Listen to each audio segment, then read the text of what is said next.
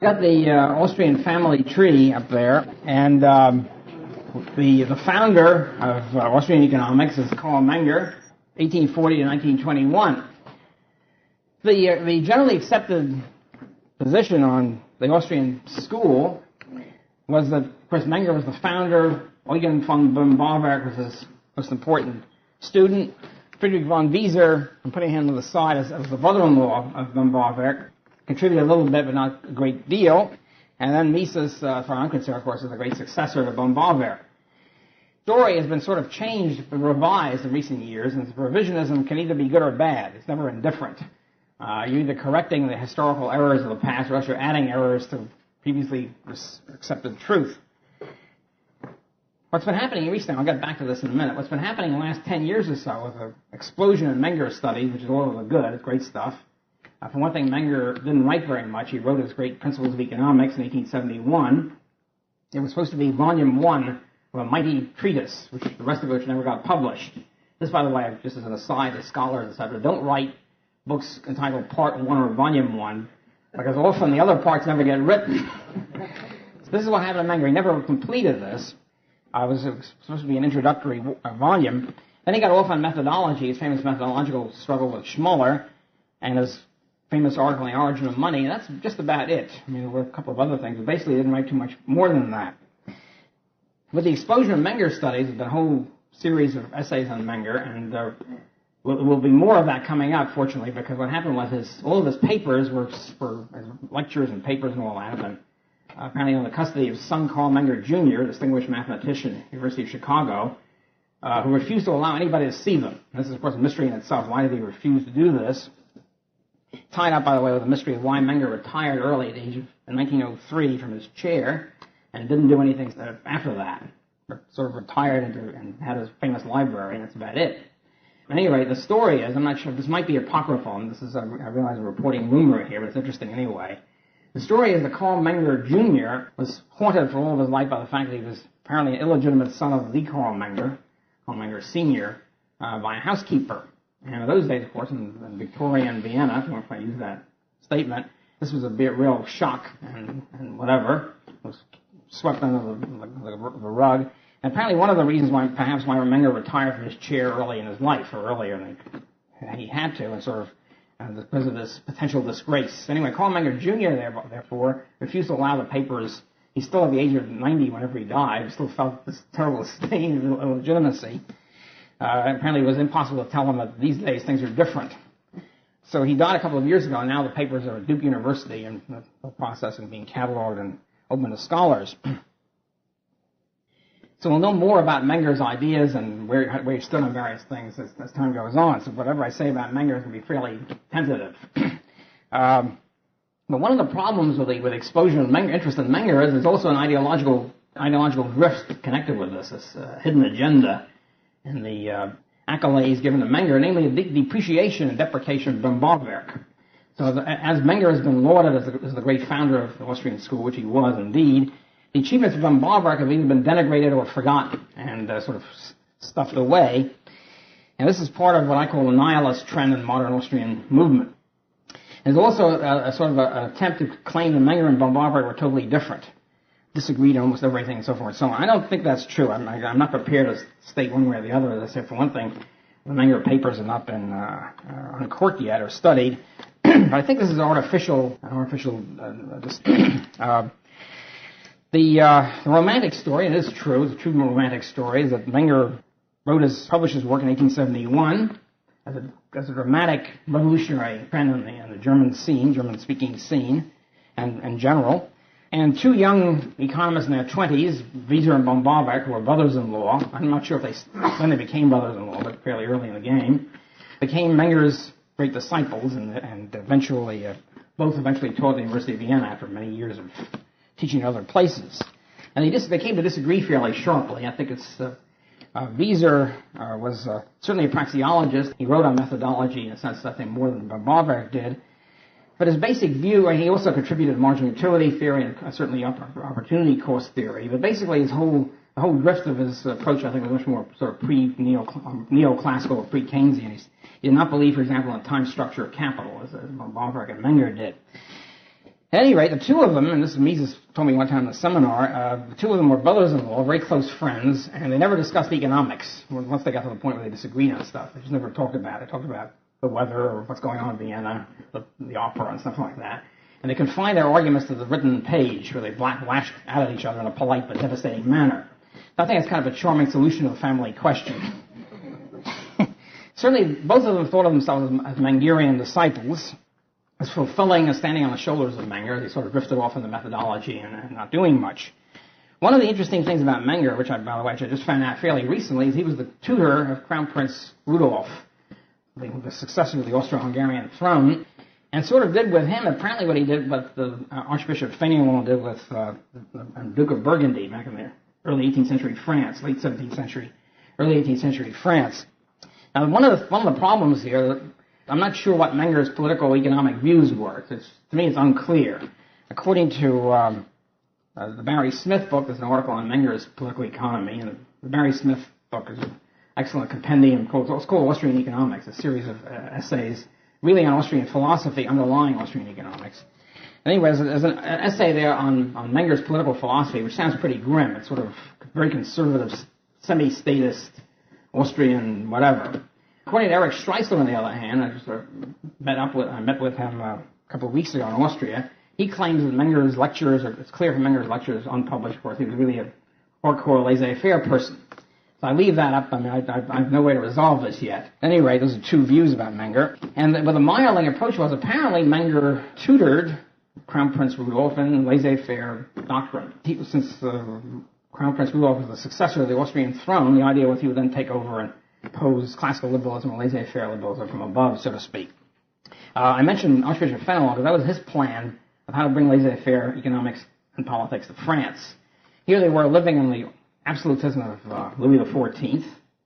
It was sort of the epitome and apogee of absolutism and mercantilism and all the rest of it. And here's Archbishop Fénelon, who was a laissez-faire, anti-war, anti-militarist, everything, all the rest of it. And what do you do about it? How do you convert the king? The idea of building a mass movement was considered bizarre. I don't think it was considered thinkable in late 17th century France. Previous mass movements have been wiped out by the French monarchy. What Archbishop Fénelon decided to do was get a hold of the crown prince, the Dauphin, who was going to be the Grand Dauphin, was the grandson of Louis XIV, was supposed to take over the throne of France and convert him. He was the Duke of Burgundy. And Archbishop Fénelon became the confessor and then the tutor of the Duke of Burgundy, and he formed what was called the Burgundy Circle, a whole group of people at the court who were the top laissez-faire scholars, historians, political philosophers, and economists in France, and worked on the Duke and converted him. So that by the time he grew up, he was totally dedicated to laissez-faire, eliminating all the statism, eliminating the taxes, the controls, and all the rest of it, the whole structure of quasi-totalitarian statism that Louis XIV had imposed. Well, unfortunately, what happened was about a year before he would have taken over the throne, he and his entire family were wiped out in the measles epidemic. That was it. The whole plan, a 25-year plan of converting the French monarchy was out in dust. Poor Fénelon was, of course, in despair at this. I don't blame him. Well, that's one of the problems of this kind of strategy. If you rely on converting one prince or something, what do you do if the prince corks off? So essentially the same thing happened apparently with Menger and Crown Prince Rudolf. There's also some Meyerling revisionism. Those of you who are interested in historical revisionism, there's a whole area. Since, again, I don't really know German. There's very little written on this in English. But apparently there's a whole thing. Of course, the Orthodox view, as you all know from the Charles Boyer picture or whatever, or later movies, was that the Archduke Rudolf committed suicide and killed his lover or whatever in, I guess, 1889. There's other wings, other much more interesting revisionist views, one of which that he was committed suicide because he was laissez-faire was losing out, or whatever, or coming war in Europe. The other one, much more interesting one, which Leland Jaeger, by the way, is convinced of, is that he was murdered by the statists in the Austrian court who didn't want him to take over. So I leave that with you for further research, if you're interested in pursuing Meyerling revisionism. So, and apparently one of the reasons why Menger sort of lost interest in scholarship and didn't do much in his last 20, 30 years of his life is because of the death of Crown Prince Rudolf, the end of the Rudolf experiment, so to speak. To set the stage of the revolution that Menger effected, indeed, and Menger and Böhm-Bawerk, the Austrian Revolution, is that he was reacting against, of course, the historical school, which was dominant in German-speaking countries, headed by Gustav Schmoller, who believed there were no economic laws, partly because he was interested in building up the state power in Prussia and the rest of Germany, and it was inconvenient to have any economic laws out there which might contradict or confound government decrees and actions. As a matter of fact, the famous phrase of Schmoller, which Mises likes to mention from time to time, is the function of the University of Berlin, which of course the creation of the Prussian state, the function of the professors of the University of Berlin is to form the intellectual bodyguard of the House of Hohenzollern, the dynastic Prussian monarchy. And when Menger's Principles of Economics was published, it was greeted with hatred and of course, bitter derision and hatred by the Schmollerites, who began to organize a cadre campaign against it. And then Menger got caught up in this methodological conflict, explaining why there is such a thing as economic law and why it's not just historical bound and all the rest of it. What Menger did in this Principles is really revive the continental tradition, scholastic economic tradition of Catalan and Turgot in 18th century France, the tradition, of course, of subjective value theory, of individual action. It's really, of course, a praxeological work. Focus on individual action and individual expectations and acting through time. And the fact, of course, the consumers valuing the good determine the price of the good and also determine the value of the factors of production. So the whole basic outlines of Austrian doctrine were in Menger's Principles. They weren't fully worked out, but they were sort of in there. And they were essentially a revival and a development of the scholastic, medieval, late Spanish scholastic and 18th century French tradition. Well, there was, as I say, there's the fight in Germany, German-speaking countries, there's the fight with the Schmollerites. In England, of course, there's classical economics, which the Austrians never really grappled with too much because they were much more concerned with grappling with Schmoller. It's kind of a sweet thing that happened with me in the seminar. The one time we really had an argument. It was a very friendly argument. We were arguing about my deviation, one of my major deviations from Mises, which is on monopoly theory. And I was claiming there's no such thing as monopoly on the free market. Anyway, so the discussion ended when he accused me of being a Schmollerite. The interesting thing is that nobody else in the room, I think, understood what he was talking about. Understood this was the ultimate insult an Austrian could level at a critic. So the Austrians never really came to grapple with the English classical tradition, understood where they stood in relation to it. After all, England was far away. They were fighting with the German situation. The English classical school, my vision, as Schumpeter would call it, my vision of the history of economic thought, is that the English classical school is the great detour, the great diversion from the mainline scholastic French tradition. The scholastic French tradition was a scholastic dash French tradition. Continental tradition was a subjective value theory. It was basically what I call pre-Austrian. I realize it's anachronistic to say it, that's really what it was. With Adam Smith and with Smith and Riccardo, we have and the middle, James and John Stewart, we have a tremendous shift toward a new kind of theory which still plagues us, of course, in the present day, namely that the real determinant of value of values and prices of goods is not subjective utility, but objective labor pain, labor toil, whatever you want to call it. And this was established, basically Smith and Riccardo, and it then fell out of favor in England and was restored by John Stuart Mill in a tremendous act of filial pietism, paying his great debt to his father, and by sheer intellectual bravura and the fact that he had tremendous stature in England at that time, won the day again, restored Ricardianism to its unfortunate place in the history of thought. So when Menger created the Austrian theory, the standard discussion since that of marginalism until very, very recently, of course, the standard discussion in history of thought books was, marginalism popped up independent in three countries, Menger in Austria, Jevons in England, and Walras in Switzerland. And they're all basically the same. And so the basic view of the history of thought, and, as I said, until very recently was, they're all about the same. Well, Jevons and Walras, except that Menger didn't know math. Menger was inferior because he didn't understand mathematics.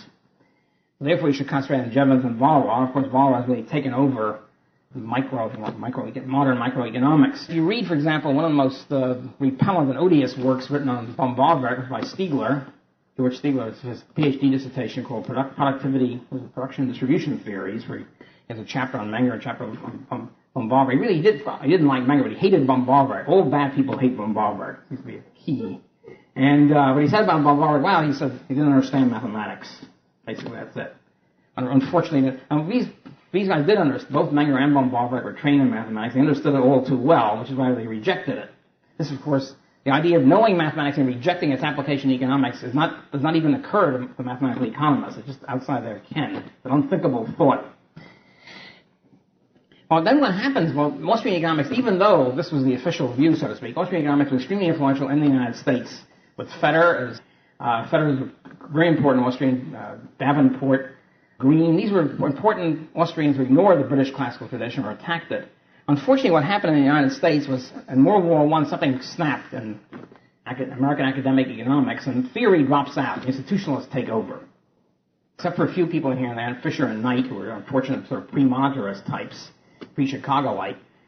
Fetter lost interest in economic theory more or less and got hung up on monopoly, basing point monopoly, which he spent the rest of his life on.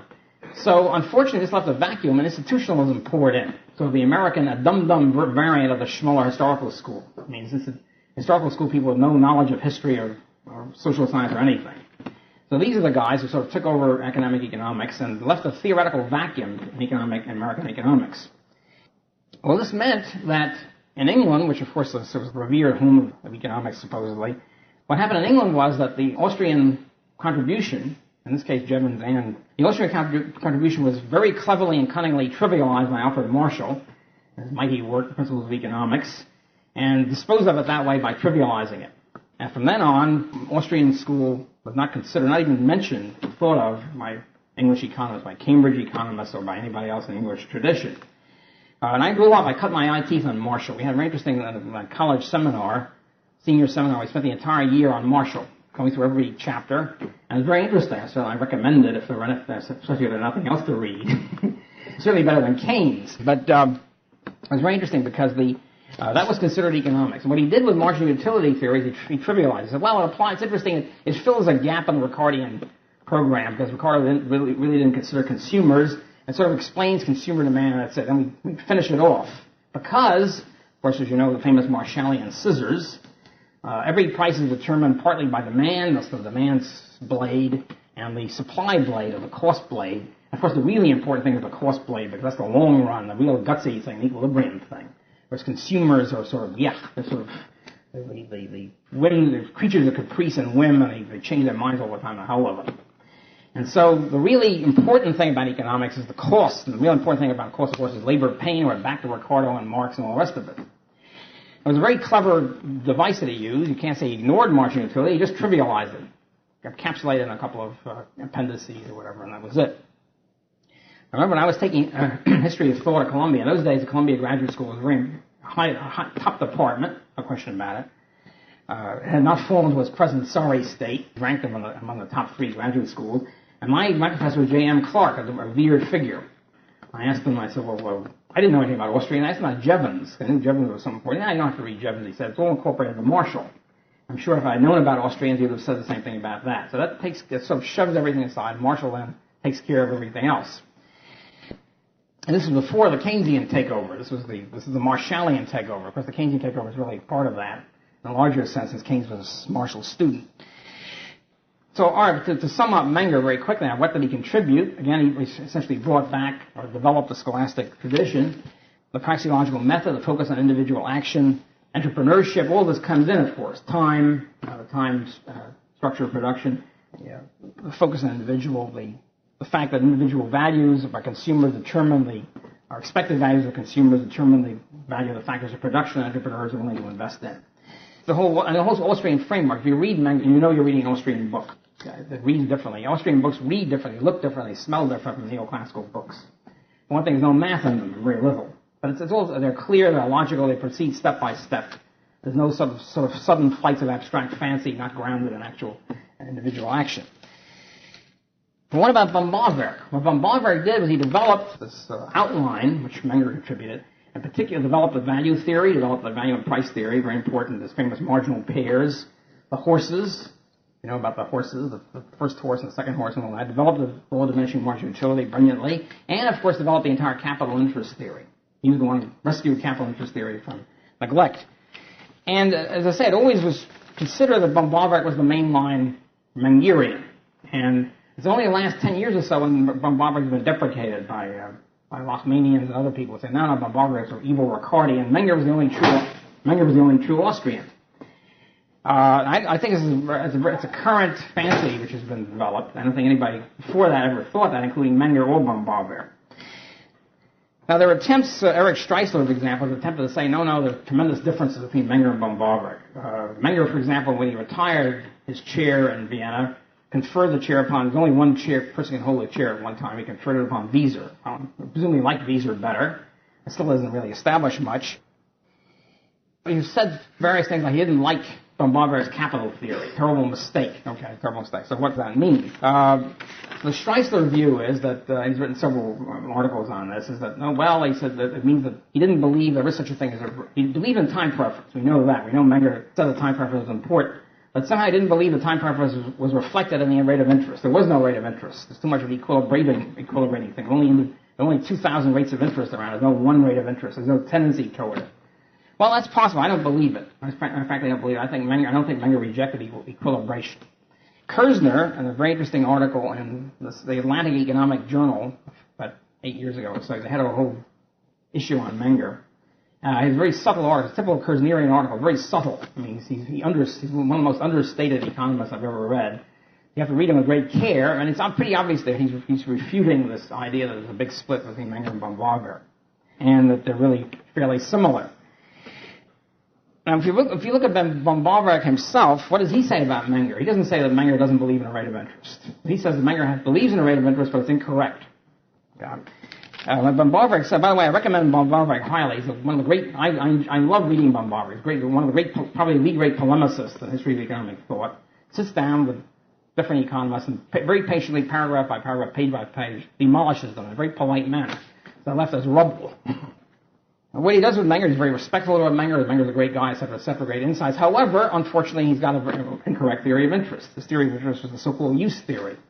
But somehow, and he explains it very, very usual brilliant, lucid manner, that Menger somehow believed that when you buy capital goods, when you buy factors of production, you pay a price for them, as Roger said today.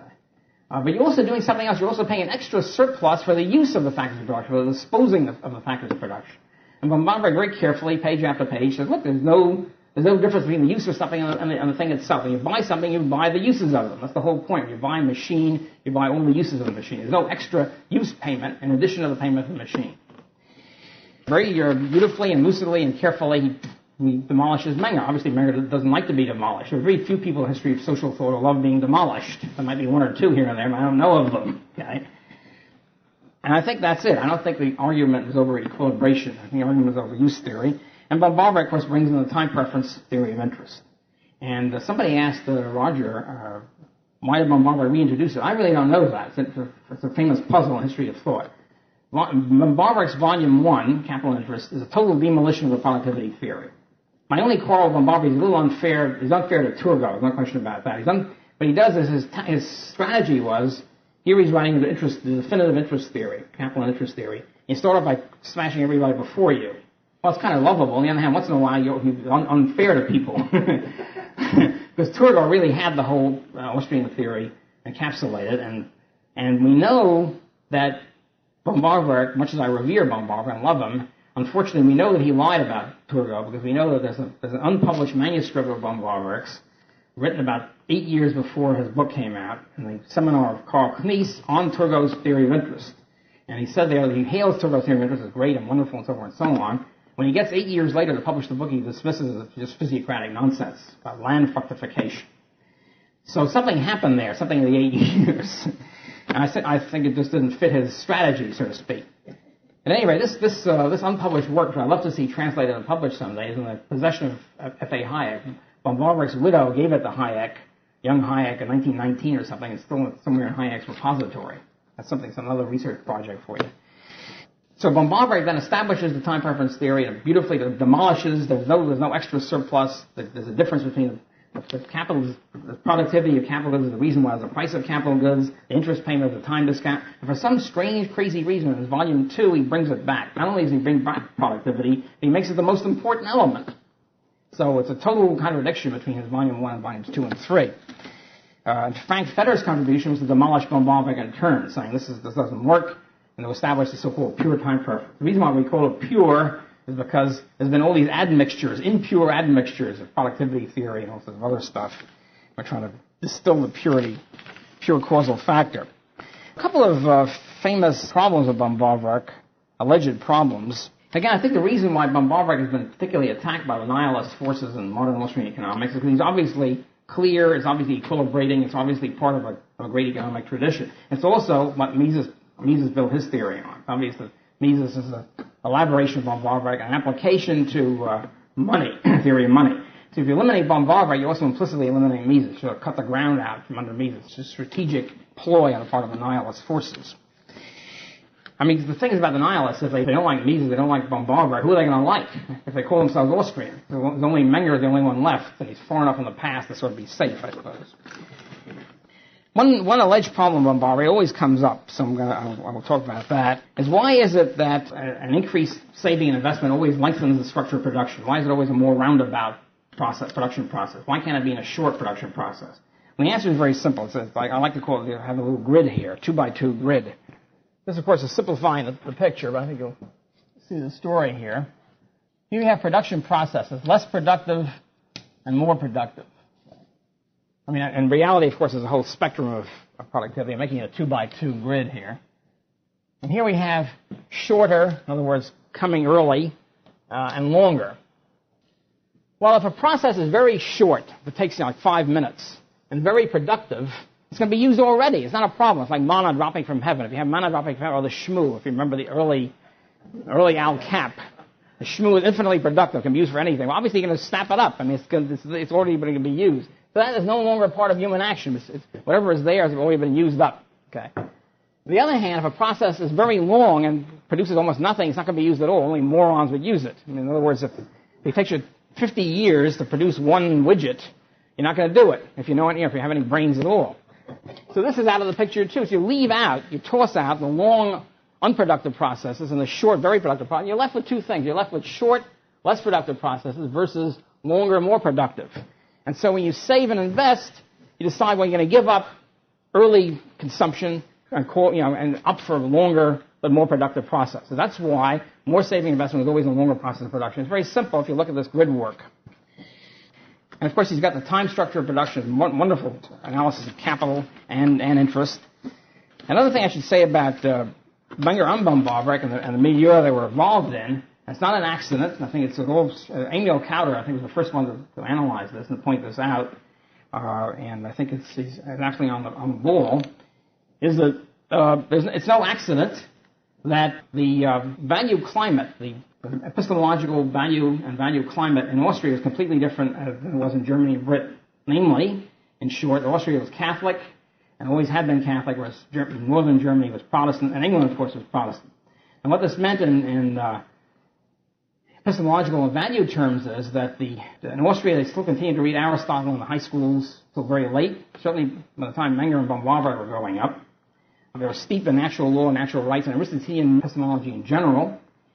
Northern Germany and England and Britain were influenced by Calvinism and Protestant evangelicalism, which tossed out the so-called scholastic method. And in addition to that, of course, Aristotle was not read. Hegel, of course, was Protestant, or some form of Protestant.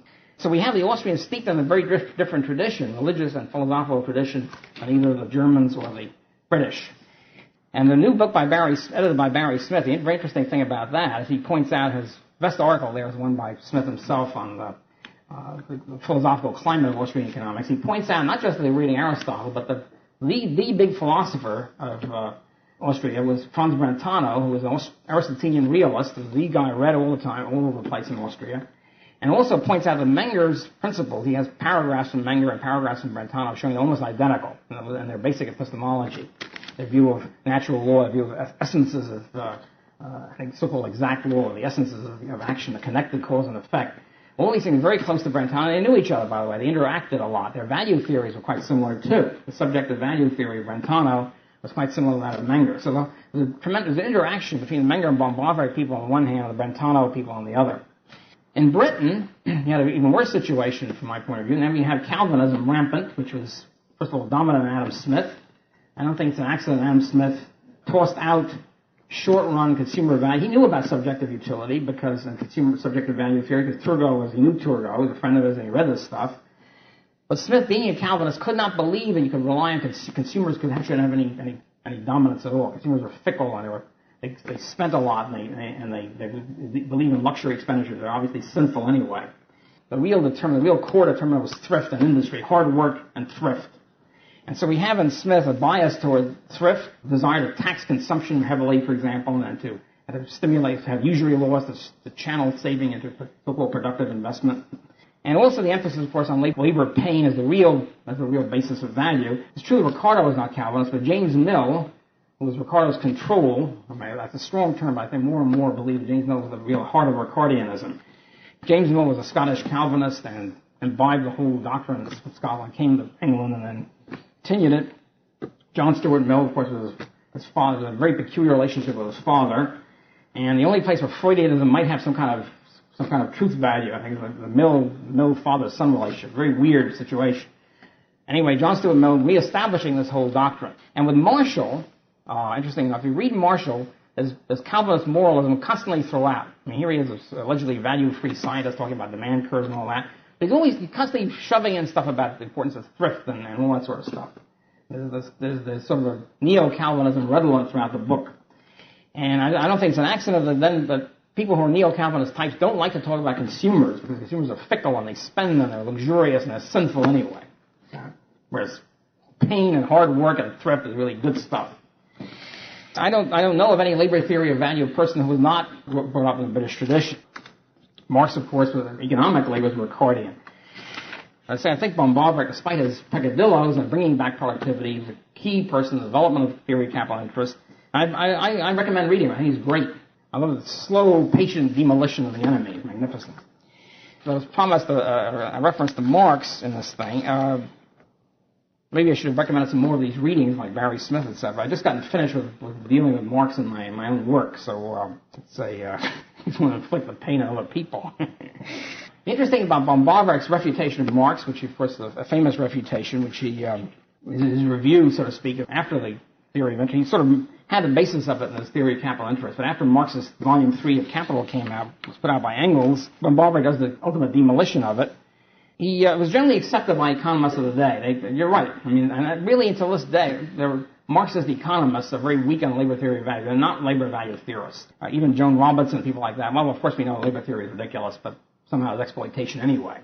But that's really, of course, the guts of the economic aspect of Marxism, and it was essentially demolished by Bohn-Bawerk. Of course, by the way, the famous story here is a true story that in volume 2 of Capital, by this time Marx had died, and Engels was engaged in this great work of coming out with getting Marx's old notes together and getting them into a book form. In volume 2 of Capital, in the preface, Engels teasingly, sort of, I think, childishly organized the game. Let's see how Marx is going to solve a great problem. The great problem, of course, is this, from volume 1 of Capital. If profits come from exploitation of workers and profit rates are reduced, then, of course, whenever there's capital investment, how is it the profit rates are really about the same on the market? So what's the story here? Why isn't it true that the profit rate in, say, heavily capitalized industry is much lower than a profit rate, say, in ditch digging, which should be very high? And he said, well, in volume 3, Marx will solve this great problem. So Engels offered a contest. Let's everybody get to it and see how Marx solved it. See if they can predict how Marx solved it. And a lot of people, engage in this contest. Of course, there's no prize at the end. But at any rate, they came out with this, how could he solve this insoluble problem? In other words, you either have the labor theory value, or you give that up, or you give up the idea that profit rates are equalized on the market. It's difficult for the Marxists to give up either one. Anyway, nobody solved it, supposedly, and then it comes out with the alleged solution, which Bohn-Bawerk then riddles patiently, point by point, and shows that Marx essentially implicitly gave up the labor theory of value, because he obviously had to admit that profits tend to be equalized on the market, and therefore labor theory of value is shot. And of course, Marx doesn't admit it, but he points out he has to admit it, etc., etc. The interesting thing is the reaction of, I think many Marxists gave up the thing altogether. Achille Loria, kind of a sweet reaction to all this. Loria was an Italian Marxist. Didn't have to wait for Bohn-Bawerk's critique. He realized immediately when he read volume 3, the whole thing was shot. And he was very bitter because he had previously said that Capital is the greatest book of all time. It's the fulcrum of all life or whatever. When Volume 3 came out, Walras said that this is the Russian campaign of Marx. And it was the analogy, of course, of Napoleon's Russian campaign. He said at the end, it's suicide. He's had it. Marxism is finished. The other Marxists who try to remain Marxists to this day, what they did is essentially change the terms of the debate. They said, well, Marx didn't mean it when he talked about value. He didn't mean prices. He didn't mean influences on relative price. He meant something else. He meant some kind of mystical embodiment of value. It has nothing to do with a price system. Of course, Marx thought he had something to do with a price system. This is typical, of course, Marxist reaction to criticism. When predictions are made, when Marx makes a prediction, for example, the workers are going to get worse and worse off until they finally revolt, they're obviously not getting worse and worse off. The Marxist reaction is, well, Marx didn't mean worse off. He meant relatively worse off to wealthier people. You shift the terms of the debate. You'll never be wrong. It's a non-falsifiable proposition. So the Marxist reactionalists, those who continue to be Marxists, well, Marx didn't mean, he meant values in some sort of mystical sense. That the values were embodied by labor and nothing to do with prices. Well, Marx, I don't think, meant that, but this is the fallback position. This is the position of Hilferding, for example, so-called refutation of Bohn-Bawerk. Mises tells the story about Otto Bauer, who was the leading Austrian Marxist for many years, a friend of Mises, at least for a while. And Bauer enrolled in Bohn-Bawerk's seminar for a couple of years in order to refute Bohn-Bawerk's refutation of Marx, to be the definitive refutation. He never did it. And he admitted to Mises one time, well, this is it. There's no refutation. The labor theory value is shot. And one interesting thing is, sort of a footnote to this saga, is that the most highly praised recent book on Marxism, which is by Thomas Sowell on Marxism, also takes the Marxist line that Bohn-Bawerk didn't understand Marx and he meant something else. And it's a strange book, because the Sowell book is essentially a pro-Marxist book which has been billed by propagandists as the definitive critique of Marxism. I leave that to you. It's a kind of interesting saga. There's also a couple of charming quotes by Alexander Gray, my favorite humorous economic writer, historian of economic thought. And he's going through all this stuff. He's a marvelous book called The Socialist Tradition, where he's going through all the socialists. He talks about the attempts of various Marxists to try to explain why Marx didn't really mean value. What did he really mean when he talked about value? He takes off on G.D.H. Cole's book, which is called What Marx Really Meant, and tries to explain this, etc. So here's a charming quote from Gray. See, this is a critique of Cole. The identity of value and embodied labor was surely something Marx thought he had proved, which therefore required proof in the opening pages of Capital. If the identity of value and labor is a matter of definition, as the neo-Marxists said, an assumption, then at least we know the meaning Marx attaches to value. But in that case, the pretended proof in the opening chapter is mere eyewash, since one states but does not prove definition. So if the whole thing is simply a definition, well, it's value because I say it is, why does he go through the whole book? Also, in that case, he adds, it is to be feared that the whole of Capital, resting on an arbitrary definition which implies the conclusion to be reached, is an example of wandering vainly in a circle, even more than the most critical critics have thought possible. If, on the other hand, the identity of value and labor is a matter of proof and not of definition, we have still left to grope for the meaning Marx attaches to the word value. To conclude with Ray on Marx's value theory, to witness Bohn-Bawerk or Mr. Joseph, H.W.B. Joseph wrote a book on labor theory, value, and Marx. To witness Bohn-Bawerk or Joseph carving up Marx is but a pedestrian pleasure. For these are but pedestrian writers who are so pedestrian as to clutch at the plain meaning of words, not realizing that what Marx really meant, Cole, has no necessary connection with what Marx undeniably said. To witness Marx surrounded by his friends is, however, a joy of an entirely different order. For it is fairly clear that none of them really knows what Marx really meant. They are even in considerable doubt as to what he was talking about. There are hints that Marx himself did not know what he was doing. In particular, there's no one to tell us what Marx thought he meant by value. And I think that's, I sense the last word on Marx, because I think the entire, that's a whole other saga. The entire Marxian canon is essentially a prophetic religious movement of a weird kind. What I'm advocating here is essentially back to Bohn-Bawerk. I'm going to put that on a sloganeering term. Bohn-Bawerk has been denigrated. He essentially fulfilled the Mengerian mission and applied Mengerian Austrian economics to capital and interest, and successfully so, I think. And then Fetter, of course, I'm going to add him to the arrow here, and then Mises.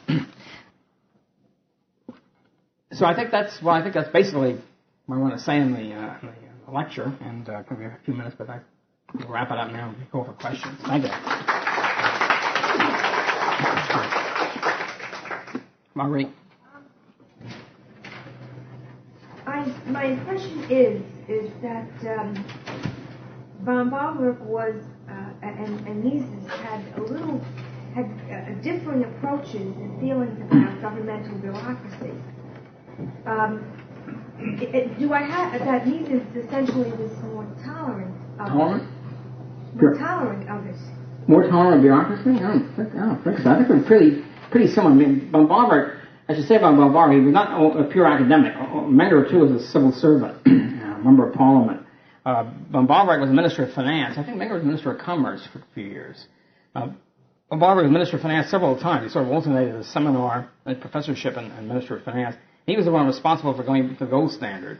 And generally a free market type. I don't think he didn't engage in political, economic analysis as much as Mises did. That's basically, I think, in the same area. Another Bohn-Bawerkian mystery is there's no life, of course, there's no biography of Menger and there's no biography of Bohn-Bawerk. Okay, there's another research projects. There's nothing. Bohn-Bawerk died fairly young. He died immediately after World War I broke out. And the story is he might have committed suicide. Well, Mises thinks he was very depressed because the wars meant the end of Western civilization, as far as he was concerned. And there's also a story he might have committed suicide as a result of that.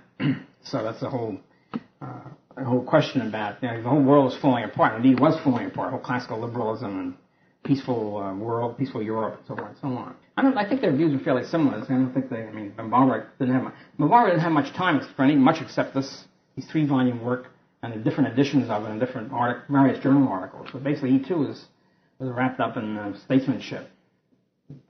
I'm not sure what his theory of bureaucracy was. Again, this is the whole thing. I don't know if there are Bohn-Bawerk papers. There must be Bohn-Bawerk papers somewhere. I'm not sure where they are. Something to be explored. Yeah, different. A couple of things about Menger. Hayek mentions in his introduction to the principles that Menger was an activist in the Liberal Party. And maybe that'll help give us an indication of his policy. Well, I'm not sure. It could be, I guess liberalism was many things. It could be laissez-faire liberalism, or it could be some sort of very moderate. I'm really sure. They say Streisler claimed he was a hardcore laissez-faire liberal. And a book called The Gold Standard, edited by Rothbard, that brings out Menger's position on the gold standard, which not only favored because he favored sound money monetary, because it limited the expansion of the state. Yeah. That's probably true. But he also has some status remarks in his book on money. So he is evidently somewhat of a mixed bag in that respect. Who is the Utbush? The fellow who wrote in the Barry Smith book on Menger's political theory, political views, keeps talking about the Austrian political theorist, EOTVOS, with about 3 umlauts. I'm not sure how you pronounce it. But he sounded pretty statist to me. But I'm not, David, you know anything about Utbush? Yeah, he referred that he believed that the Austrian Empire should maintain its traditional custom, kind of have local control over things. And Eric Vogler liked him quite a lot.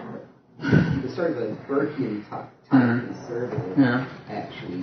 He was fairly influential at one time. He didn't have any particular views on economics, but I think it was more like suggesting that it was desirable to maintain the customs of the old regime. He definitely liked the Austrian Empire. He didn't want to have any democratic or national. That was one of the main things. He was very much against nationalism.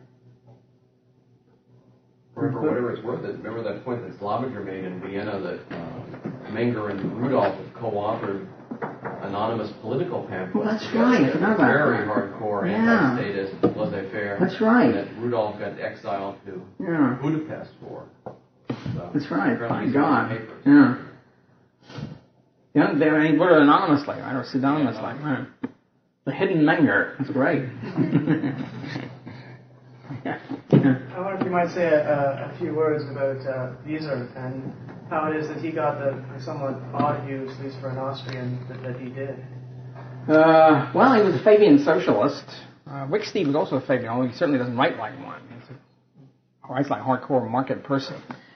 And he also used, I think perhaps the first one to use the idea, the Pigou idea that since you have a diminishing marginal utility of money, and somehow this means that you should have a progressive income tax to equalize, to maximize general social utility. I think it's the origin of that. I'm not sure how why he deviated or whatever. Then, of course, there's no biography of him either.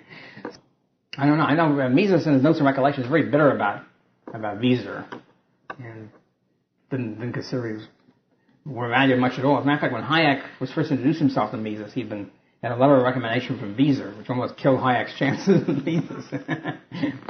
Not quite, but was not considered a positive recommendation. So I'm not sure. Again, it's another. I mean, I read Weiser's Social Economics. Didn't think much of it. I didn't see much in there of much value. There's a section in Volume 2 of Bohn-Bawerk's work, a section called The Law of Costs, in which he elaborates on the cost of production view of price determination. And he says that it's possible to reconcile this with the demand-utility approach. Oh, yeah. So you reconcile the backward, looking toward the past, price determination with the looking toward the future view. Well, the costs are looking to the future. The costs are the expected productivity of the factor, to the consumers. So, in other words, the costs are also a subjective concept. Well, people pay for factors of production they think it will bring certain value to the entrepreneur, based on what consumers will pay for, how much will be produced, and what consumers will pay for it. I didn't think he was using that version of cost. I think he was using the classical version of cost as monetary outlay, and I'm not quite sure how he's able to tie them together. Well, I basically think he used this version of cost. I realize that was developed more over time, but I think he was basically an opportunity cost Austrian. And certainly Jevons, to the extent he wrote about it, was. Yeah. Larry White says that Bohn-Bawerk was distinctly not a praxeologist, and that Mises' work on methodology was to some extent a repudiation of his mentor. Do you think that's much ado about nothing? Well, why didn't Mises ever say it? Mises was not reluctant to talk about what his views were. There's nothing in Mises that think he repudiated from Bohn-Bawerk, quite the opposite.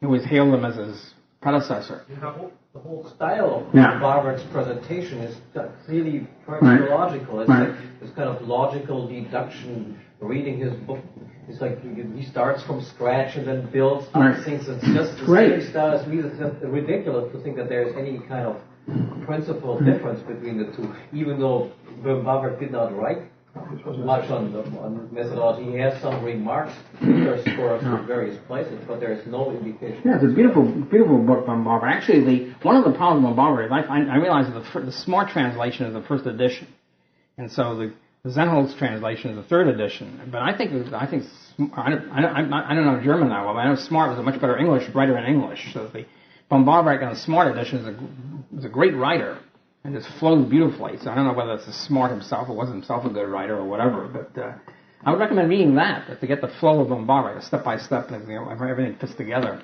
The Zenholz translation is kind of choppy and wooden. And as a matter of fact, when I talked to Emil Katter about this, who of course read both translations and all the rest of it, the original, he said he thought the Smart translation was better, period. So let's, yeah. Can you briefly explain the difference between Menger, Böhm-Bawerk, and Mises and Lachmann's notion of capital, and how Lachmann's notion of capital and the structure of production leads to a nihilist view? Well, Lachmann's book, Capital and Its Structure, is basically Bohn-Bawerk Misesian book. It's the early Lachmann. Lachmann 1, okay? And that was, that's a fine book. I'm all for it. It talks about how the stock market fits into all this. So the titles to shares of titles to capital fit into the whole structure of allocating resources to in the best manner, etc. So that's a great book. That's essentially a Bohn-Bawerk Misesian book. What happened was that Lachmann, sometime after that, discovered Shackle and nihilism, and then became a Shackelian. And so that's, it's Lachmann 2. There's not much you can say about that except it's institutionalist. It's a nihilist and institutional. There are no economic laws. You can't predict the future. You don't know what's going on. It's all sort of chaotic, or kaleidic, as Lachmann likes to put it. And that's about it. I mean, that's kind of a boring thing in a sense. Even if it were true, it would be boring. It's, of course, false. But the it's really about all you can say is everything is collidic and period, and you sort of wipe out all of economics. But I don't see much. I think Bohn-Bawerk definitely, he's more in the Misesian praxeological tradition than Menger in the sense of step-by-step analysis and everything flowing logically from the axioms. Yeah, Roger. Murray, earlier you said that you thought Bohn-Bawerk was unfair to Turgot. Mm-hmm. Would you say something similar to that about his treatment of Cassel and the notion of waiting and all that was? I don't know. I haven't really focused on it. I know Cassel was sort of aggregativist type, kind of a Fisher type, but and also didn't have the sort of the array view of the price index view, etc. But he might have been. He was. You can't. As I say, he had this idea that everybody before him has to be demolished, and once in a while demolishes somebody unfairly. And it might be with the only one he didn't do that with John Ray. But of course, John Ray was discovered after he wrote his first edition, and in 1903 or whatever, he came out with the edition. And then he hailed John Ray as a great predecessor. So, but by that time, he sort of established his strategy for the first volume. So it might be unfair. You can't, it's sort of you have to go back and check it. Yeah. If the paper favorable to Turgot is still in Hayek's basement, well, how is it known that Bohn-Bawerk was so favorable in the beginning? Because Hayek discloses what he said.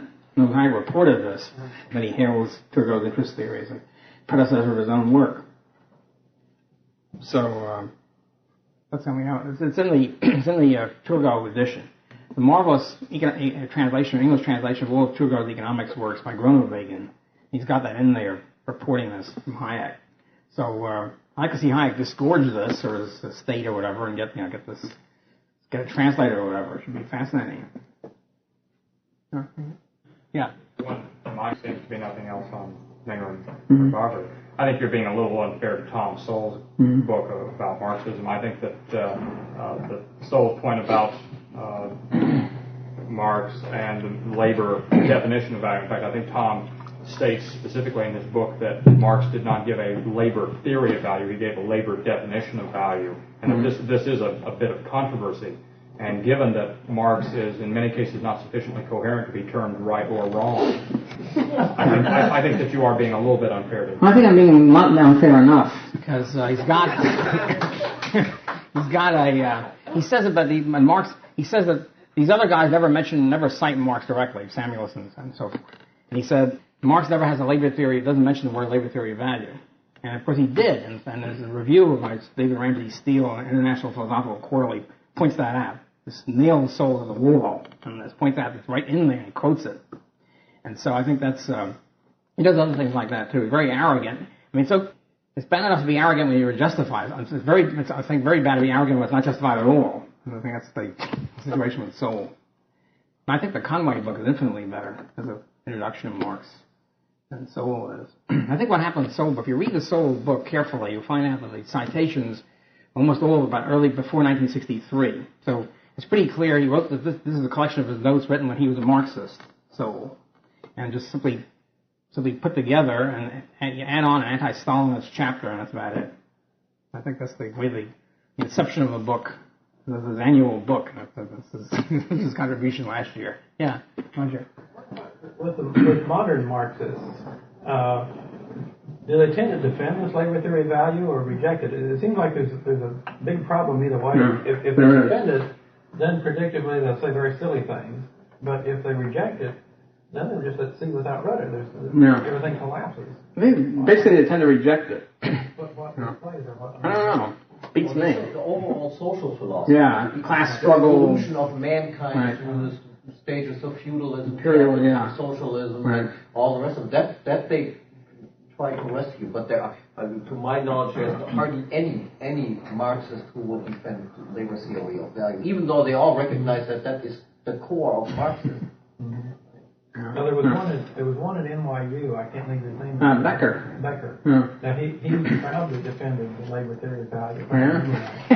It's pretty few and far between. But I can't remember what he said. Yeah. It's awfully hard to remember. Yeah. Basically they fall back and say on general sociology or whatever. Alienation, of course, is a big one. And the labor theory of value gets shunted aside somewhere. But it's interesting because Marxism tends to flourish not in economics but in other softer disciplines, literature, sociology, all these benighted areas where it flourishes. But in economics is really fairly free of it. I think that's an American phenomenon. Is it? I think that's an American phenomenon. Yeah, but even in the communist countries, the leading forces giving up Marxism are the economists, in Yugoslavia and Hungary, etc. Always in the forefront of abandoning the whole damn thing and going on as some sort of market. In Germany, I would say that too. Among economists, you don't find Marxists. I mean, not Marxist in the sense that they think that is the philosophy that they use as their guideline or whatever. You find it among sociologists, political scientists, German, English, literature.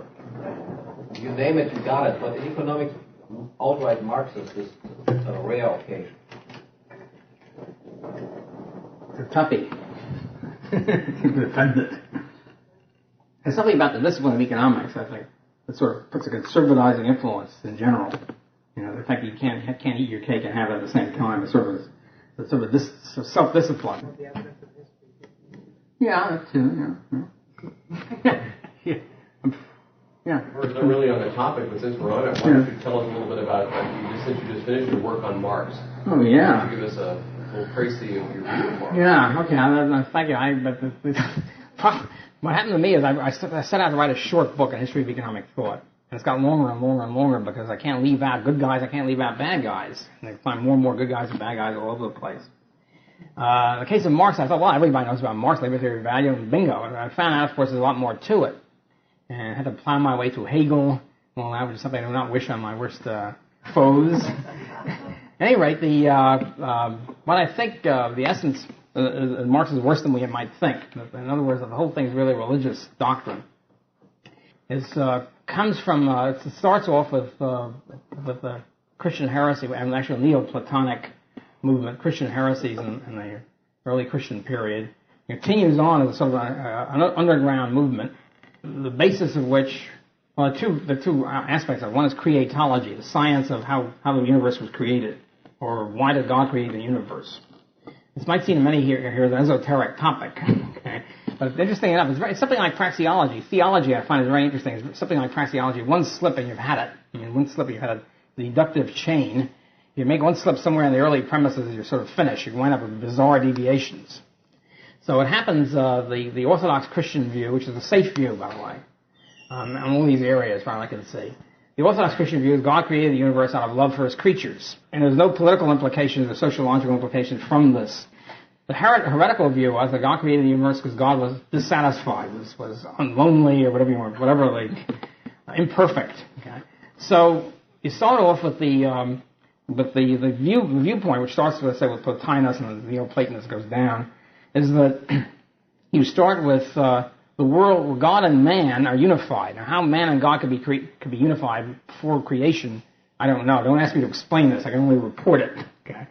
So God and man are sort of together one cosmic blob, but unfulfilled, imperfect. Then God creates the universe as an act of desperation to try to fulfill God's functions or soul or whatever. And then you have creation. Creation becomes then, this heretical Christian heresy view, an act of evil, because what you have is you split the original unity of man and God. Before that, man, God, and nature, before creation, were unified. That was the great thing about it. Then, with the creation of the universe, everything gets split into atoms and individuals and species and all the rest of it. So man, the collective capital M, of course, the species, is now cut off from nature and cut off from God. Okay? And of course, individual men are cut off from each other because they're really a part of a collective blob. So, at this point, the good thing, the bad thing about it is this is where the concept of alienation comes in. Alienation does not mean psychological disturbance because you don't like what's going on or something like that. Alienation is a fundamental act of creation, involved in creation itself. Man, God, and nature are alienated from each other. Okay? So then what happens is now a determined process by which God fulfills himself in some way, man fulfills himself, and the species development, and finally as an ultimate act, the final end of the universe, eschatology, the last days, where man and God rejoin each other in the great blob again, at this time at a higher level. Known as the return. Now this, whatever we want to say about this, is very collectivist, okay? Because the individual means nothing. The individual person is nothing, just a cell in this great collective organism. And so when you say man is progressing, it means the species is progressing toward this higher level, ultimate reunion with God. Okay? What happens later as things develop, okay, with this after the Christian period, Middle Ages, etc., this gets pantheized with Hegel. The entire Romantic period is a pantheization of this.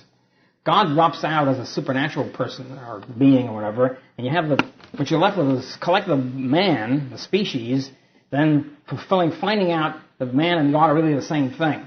And that's the ultimate consciousness of it. You wind up with a cosmic blob. This time God has dropped out. Man and God are the same thing. You have a sort of pantheistic thing. All is one. Okay? This is the end of history, the end of the universe. And the entire Romantic period, by the way, is saturated with this crap. And there's a wonderful book by M.H. Abrams, which I recommend everybody, called Natural Supernaturalism, which is, and analyzes all of Romantic literature and philosophy, basically. Wordsworth and Coleridge and Hegel and Schleiermacher and Schlegel and Schiller and all these people, mostly German and English. And they all have this viewpoint, more or less. And down to D.H. Lawrence, by the way. The idea that they have this species development winding up with the end of alienation and everything is great and perfect as the end of history, as the man is reintegrated with nature and God and all the rest of it. So what you have with Marx is an atheist version of this pantheism. Hegel was a pantheist. Hegel, of course, believing he himself was the final culmination. He was the ultimate God person because he invented the theory. Okay? So this makes him sort of the world historical figure. And Marx atheized it. See, instead of talking about God at all, you just have a collective species blob man, with a capital M. So what you have is the final eschatology, of course, is the communist system where everything is then integrated. All individuals are joined together in a collective blob, which results in the end of history.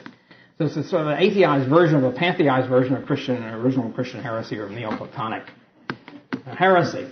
And you have the apocalyptic, final conflict where all these things, of course, there's a final conflict with good and evil, or good triumphs over evil, and you have the final, it puts an end to history. All this thing that makes, I wouldn't say it makes sense out of Marx, but you understand what the heck he was talking about. He was involved in this kind of prophet of this doctrine. If you look at his early poems, so-called early poems, even more interesting. Early poems does not mean he was a kid of 12. Okay, he was a graduate student. I think if you're a graduate student, you're responsible for your own product, right? He wrote these very interesting poems, which have been translated, most of them, and plays, which are really hair-raising, because he essentially sets forth his program. This is before he knew about the labor theory of value, right? This is when his ultimate sort of vision of the world. The vision of the world was, and what he said was, explicitly was, he hates the universe because God created it. It means that God's a greater person than he is. Therefore, his goal is to destroy the universe. This, of course, fits in with the rest of his program. Right? So anyway, it's a fascinating study. And how can I leave this stuff out, right? As the book keeps growing and growing.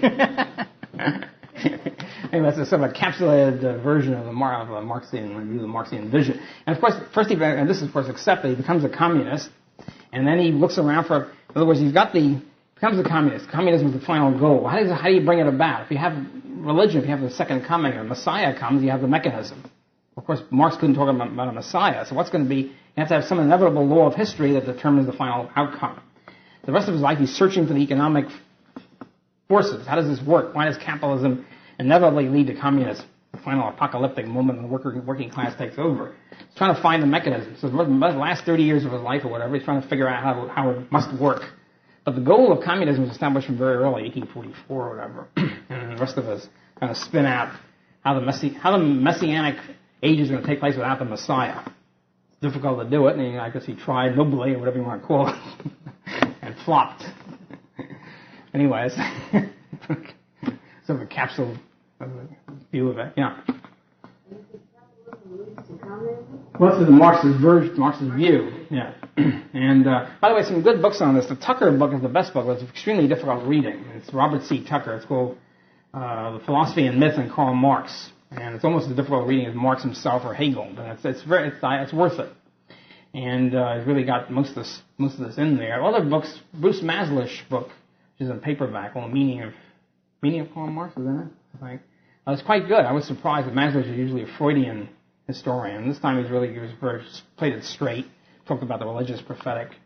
So we have now more stuff which is pretty good on all this, analyzing it, and we've more or less transcended the idea of the early Marx and the late Marx. there's one Marx, one bad guy, okay, and starting out with the communism of destruction eschatology and trying to figure out how to work it. And interestingly enough, the idea there were two Marxes, the humanist type said, yes, the early Marx is great, because the early Marx talks about freedom and alienation. Then he gets bad because he talks about labor theory, value, and economics. It's too rational. So this is the new left Marxists. And then you have the Stalinists, like Althusser, who said, no, the early Marx is crazy. The late Marx is great because he's talking about economics. And of course, the conclusion is there's only one Marx, and it's all different aspects of the same galoot. Yeah. Yeah. Doesn't Soul in his book uphold this young Marx, old Marx? I think so. He doesn't really talk about the philosophic aspect much at all. I think he does, yeah. I think I missed a minute ago. Where does Soul go wrong? What are the claims that Soul makes? Well, I mean, he thinks that Bohn-Bawerk did not refute Marxian, that Bawerk didn't understand Marx, and that Marx didn't talk about prices and things like that. And he doesn't really deal with much of any of this. So it's a weak book. Conway, on the other hand, is quite good. I mean, it's not perfect. I think deals with most of the problems. Not so much of the religion aspect, but. I think we're arguing as far as where David Ramsey Steele found the. Oh, well, but it's a short review. I mean, Steele, he has the quote. I mean, what is this? Let's see here. Where's the Steele piece here? I haven't seen the International Philosophical Quarterly. Let's see what the issue was. It's June 1986, International Philosophical Quarterly. And it could be longer, but it's a short review. It really spears them. What Sola said was that Marx nowhere refers to a theory of value, despite a numerous and undocumented interpretive literature to the contrary. What Steele pointed out is there it is. I mean, he cited the exact quotes. So that was just one feature of it. I'm sure Steele, if necessary, could work out a whole thing there. He's got a lot to say about the Soul book. One of his bête noirs. So, David wasn't a Marxist. Yeah, sure. Yeah, Mark. I have a couple of questions. Before Marx became a Hegelian, what was he doing? I understand he was a fairly good classical economist. Yeah, he wasn't interested in economics. His first wrote poems about destroying the universe. That was his first step. And then he became Hegelian. Okay. And economics really comes in much later when he's trying to figure out, let's say, what the path is toward the allegedly inevitable communism. My other question is, I've heard, and I can't remember where, a number of times that Capital was really written by Hegel, and that Marx just... Written by Hegel? Had Marx stick his name on it with Hegel. You mean Engels? Surely you mean Engels. Yeah, I don't know about that. I mean, I don't know. It's interesting. Gary North has written the second edition of his book on Marxism, Religion and Revolution, right? And Gary North claims that Engels really did most of the work. He was a theorist, and he revered Marx because Marx had a PhD, and Engels didn't. So, an early case of PhD-itis. I'm not sure about that. It's an interesting speculation. There's various views of it. Engels really was a real theorist. There's other views. Engels was the bad guy. It's the view of the 50s or so. That Engels was a Stalinist, quote unquote. I'm not really sure. I mean, it needs more investigation if one is interested in investigating it, because the two are very close. They kept, and while Marx was alive, he read everything Engels wrote, and whatever. So it's sort of like a joint product. Also, there's a tendency to whitewash Marx by saying Engels is the bad guy. For example, the dialectical materialism question. Hidden as a part of Marxism that Marxists don't like to talk about, because the idea that dialectical materialism applies to all of life, the cell negates the cell and all that sort of stuff. It doesn't sit well with most people. So the theory is, well, Engels was the guy who was interested in Darwin and biology and things like that, and Marx wasn't. It turns out Marx was just as interested. So, I don't know, it's an interesting area of speculation. Yes, no, Marx sent his work. He asked Darwin if he would be allowed to dedicate the book to him. Right. But Darwin never replied. I'm not quite sure what he did, but at least he didn't agree. No. And so Marx was economics from his father-in-law. Aaron from Westfalen? No, I don't think so. I never heard of that. No. He liked his father-in-law very much. No. Evidently, they had a very close relationship, and that was explanation why, in spite of the fact that the family of Marx's wife was actually opposed to the marriage. The only one out of the family who was in favor of the marriage of Marx to von Westphalen was his father-in-law. All the rest of it hated the fact that they were this nobility family and all the rest of it, and Marx wasn't. And Marx, until the end of his life, was very proud of the fact that he had married a person from nobility. Oh yeah, his wife having great calling cards, Baroness von Westphalen. That's why he also made tremendous efforts to hide that he also had illegitimate kids, because if you're married to a wife from nobility, that's not the kind of thing you do to her. By the way, Gary Rothbard is very interesting. One of the contributions of the book is the only place I've seen, he goes through the standard of living indexes of what Marx was living on, what the purchasing power was. It turns out Marx generally was living on a very high income level, supplied to him mostly by Engels, of course, and by his other benefactors. He was always bitching about shortage of money. He was always borrowing and never paying back and so forth. But he lived apparently at a quite high income level and went through it like water. Then accused everybody else of having a money fetish. Yeah, back there. Marx is so blatantly wrong about so many things. Why is it so hard to bury him once and for all? Well, I think it's religious. It's a religious movement, and it's a true believer kind of thing. It's difficult to then, penetrate the sort of rational argument. And that's basically it. I mean, that does happen, of course. People get converted out of Marxism quite frequently. But I think it's a good spot to end the session. Thank you very much.